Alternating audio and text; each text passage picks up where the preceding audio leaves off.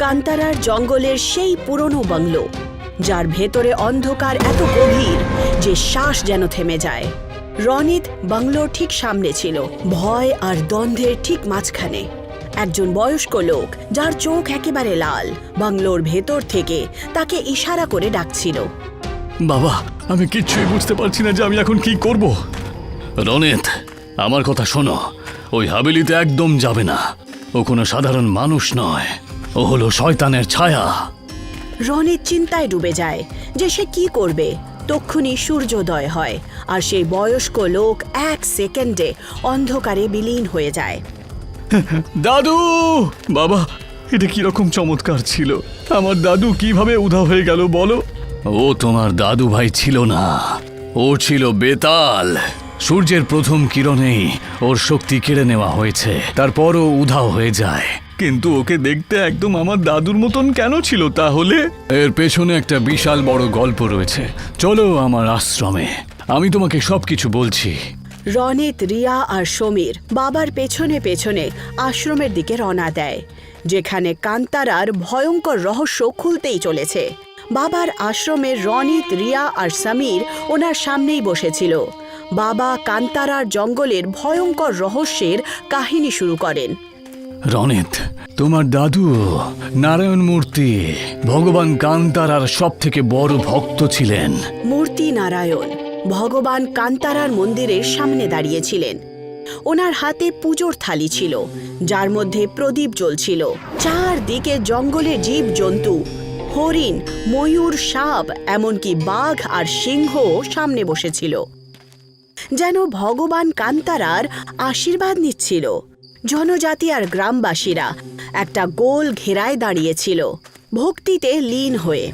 হে ঈশ্বর কান্তারা, এই জঙ্গলের স্বামী, এই পৃথিবীর রক্ষাকর্তা, নিজের ভক্তকে, এই জঙ্গলটাকে আর এখানকার জীবজন্তুদেরকে নিজের শক্তির সাহায্যে আলোকিত করুন। মূর্তি নারায়ণ মন্ত্র জাপ শুরু করেন। প্রদীপের আলো জঙ্গলের অন্ধকারকে ছিঁড়ে দেয়। মন্দিরের মূর্তি যেন চোখ জীবন্ত হয়ে ওঠে। আর সেই সময় এই জঙ্গলে একটা ভয়ঙ্কর বেতালও থাকতো। তোমার দাদুর ভক্তির যে শক্তি রয়েছে, সেই জন্য ও কোনো জীবজন্তুদেরকে ক্ষতি করতে কখনো পারত না। কিন্তু একদিন ও সুযোগ দেখে মূর্তি নারায়ণের ওপরে আক্রমণ করে। মূর্তি নারায়ণ নিজের আশ্রমের বাইরে হাঁটাহাঁটি করছিলেন। তক্ষুনি একটা ডালে ওনার জেনিউ লেগে ছিঁড়ে যায়। যেই মাত্র জেনিউ ছিঁড়ে যায়, বেতালের লাল চোখ অন্ধকারে চমকে ওঠে। সে হরিশ্চন্দ্রের উপরে ঝাঁপিয়ে পড়ে আর নিজের তীক্ষ্ণ নখ দিয়ে ওনার গলা চিরে ফেলে। রক্তের ধার জঙ্গলে ছড়িয়ে পড়ে। কিন্তু বাবা, আমার ঠাকুরদাদা যদি মরে যায়, তাহলে বেতাল ওর মতন দেখতে কি করে হতে পারে? ও তোমার দাদুর মৃত্যু শরীরের মধ্যে প্রবেশ করে নেয় আর ওকে ধারণ করে নেয়। এখনো ওই রূপ নিয়েই লোকজনকে লোভ দেখায়। কাহিনী শুনতে শুনতে বিকেল হয়ে যায়।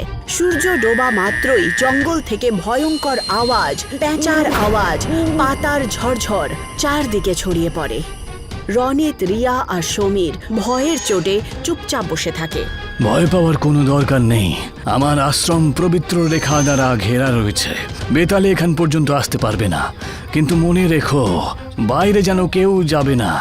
রেখা পার করলে পরেই অনেক ক্ষতি হয়ে যেতে পারে। কিন্তু বেতাল আর সেই আশ্চর্য রকমের ছেলে আশ্রমের কাছেই হাঁটছিল। বেতাল আশ্রমে প্রবেশ করার জন্য চেষ্টা করছিল, কিন্তু রেখার শক্তি দ্বারা উঠতে শুরু করে। আমি এই আশ্রমে ঢুকতে পারি না, কিন্তু তুই তো যেতে পারিস, তাই না? তুই তো মানুষ। যা, ওই রেখাটাকে নষ্ট করে দিয়ায়, তারপর আমি ভেতরে প্রবেশ করব। সেই ছেলেটা চুরি চুরি আশ্রমের ভেতরে প্রবেশ করে। তক্ষুনি রিয়া তাকে দেখে ফেলে। বাবা, ওই যে ছেলেটা বাইরে যে আশ্চর্য রকম কাণ্ড করে। সাবধান, রেখার গুরুত্বটাকে ও নষ্ট করে দিয়েছে। তক্ষুনি বেতাল আশ্রমে প্রবেশ করে নেয়। তার লাল চোখ চমকাচ্ছিল আর সে ভয়ঙ্কর ভাবে হাসতে শুরু করে। সে রনিতের ওপরে ঝাঁপিয়ে পড়ে, কিন্তু বাবা বাভূত ফেলে তাকে বাঁচিয়ে দেয়। বেতাল সমীরের পা ধরে তাকে টানতে টানতে পুরনো হাভেলির দিকে পালায়। বাবা, আমার বন্ধুকে বাঁচান আপনি। এখন বেতালের হাত থেকে ওকে আমি রক্ষা করতে পারবো না। ও রক্ত বেতালকে 108টা বলি দিতে চলেছে যে 106টা বলি সম্পূর্ণ হয়েছে। 108টা বলি যদি পূরণ হয় তাহলে ও এতটাই শক্তিশালী হয়ে যাবে যে আমিও তোমাদেরকে রক্ষা করতে পারবো না। চলে যাও, নিজেদের প্রাণ বাঁচাও। না বাবা, আমার বন্ধু যদি মরে যায় তাহলে আমি বাড়িতে গিয়ে কি মুখ দেখাবো? আমি এখানে প্রজেক্ট লিড করতে এসেছিলাম আর নিজের সাথীদেরকে আমি রক্ষাই করতে পারলাম না। রনিত নিজের বন্ধুদের জন্য কাঁদতে কাঁদতে অজ্ঞান হয়ে পড়ে যায়। রনিত ওঠেই না, সে অজ্ঞান ছিল আর সে আবার একটা ভয়ঙ্কর স্বপ্ন দেখতে শুরু করে। কান্তারার ঘন জঙ্গলে একটা পুরনো হাবেলি, যেখানকার চারদিক পুরো শান্ত, আর কেউ ভয়ঙ্কর আওয়াজে রনিতকে ডাকছিল। রনিত, রনিত, রনিত। রনিত আশ্চর্য হয়ে উঠে পড়ে। ভয়ের চোটে তার শ্বাস আটকে যায়। রনিত, কি হয়েছে বাবা? আমি কিচ্ছু বুঝতে পারছি না বাবা। সব সময় সেই পুরনো হাবেলি স্বপ্ন দেখি। এই স্বপ্ন আমি বারবার কেন দেখি বলো তো? এই স্বপ্নের সাথে আমার কি সম্পর্ক? রনিতের কথা শুনে বাবা হাসতে শুরু করেন। বাবা, আমি এখানে সমস্যায় রয়েছি আর আপনি হাসছেন। আরে এ তো খুশির ব্যাপার রনিত। ঈশ্বর কান্তারা যে নিজে তোমাকে ডাকছেন আর তুমি ভয় পেয়ে যাচ্ছ, কিন্তু এটা আসলে তো ওনার আহ্বান। ভগবান কান্তারা? কিন্তু উনি পুরনো হাবেলিতে কেন? ওখানে তো বেতাল থাকে না? বেতাল ভগবান কান্তারার মূর্তিটাকে বন্দি করে রেখেছে যাতে কেউ ওনাকে পুজো করতে না পারেন। কান্তারা যে নিজের ভক্তকে নিজে থেকেই ডাকেন। চলো, উনি তোমাকে নিজেই ডাকছেন। কিন্তু বাবা, ওখানে তো বেতাল রয়েছে। তুমি যদি তোমার বন্ধুদেরকে বাঁচাতে চাও তাহলে ঈশ্বর কান্তারার স্মরণে যে তোমাকে যেতেই হবে। বাবার কথা শোনা মাত্রই রনিত আর রিয়া ওনার সাথে পুরনো হাবেলির দিকে রওনা দেয়। রাত্রির শান্ততা, রনিত আর রিয়া বাবার সাথে পুরনো হাবেলিতে ঢুকে যায়। ওখানে বেতাল রক্ত বেতালের মূর্তির সামনে তন্ত্র সাধনা করছিল। ছাই দিয়ে তৈরি একটা উল্টো ত্রিকোণ, আর তার ঠিক মাঝখানে সমীর আর সেই আশ্চর্য ছেলেটা অজ্ঞান ছিল। জঙ্গল সন্নাদতি শক্তি দেহি মে স্বামিন্না গচ্ছতি ভয়ঙ্করঃ। নিজের বন্ধুর এই অবস্থা দেখে রনিতের চোখে জল চলে আসে। বাবা তাকে চুপ করার জন্য ইশারা করেন। তিনজন চুরি চুরি হাবেলিতে ভগবান কান্তারার মূর্তি খুঁজতে শুরু করে। একটা রুমে অবশেষে তারা মূর্তি খুঁজে পায়। এই হলো ঈশ্বর কান্তারার মূর্তি। রনিত, পুজোর ব্যবস্থা করো। বেতাল তন্ত্র সাধনায় ডুবেছিল, কিন্তু সে আভাস পায় যে হাবেলিতে কোনো মানুষ ঢুকে পড়েছে। সে নিজের আসন থেকে উঠে পড়ে আর হাওয়ায় ভাসতে ভাসতে সেই রুমের ভেতরে ঢুকে যায় যেখানে রনিত আর রিয়া ছিল। বেতাল ওদেরকে দেখে ভয়ানক হাসি হাসে। বাবা, আমাকে বাঁচান।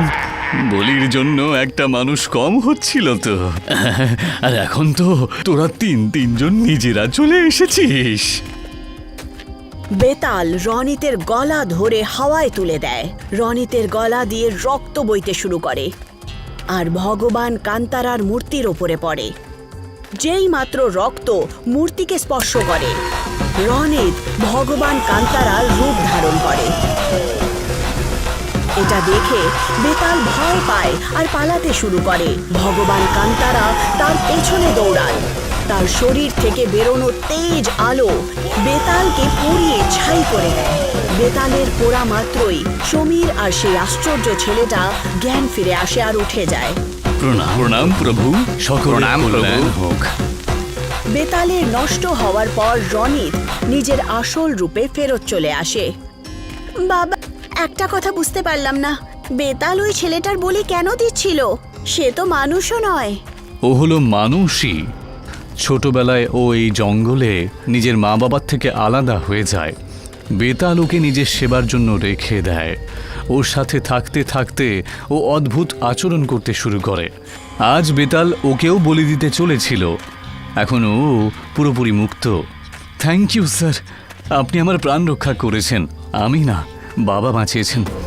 কিন্তু আমি রাহুল আর বিক্রমকে বাঁচাতে পারিনি। তার জন্য আমি নিজেকে কোনোদিনও ক্ষমা করতে পারবো না।